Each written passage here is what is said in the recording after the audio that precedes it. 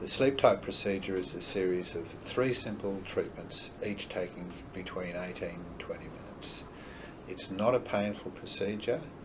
We heat the soft tissues at the back of the throat, which is the soft palate, which is actually the roof of the mouth. This tissue feels warm to hot, but afterwards there's no immediate signs of any change in terms of redness or swelling. There's no discomfort afterwards. There's no change in the sensation of the back of the throat. There's no change in the sense of taste or smell. We can go out and eat or drink a hot or cold or spicy meal. There's no change at all.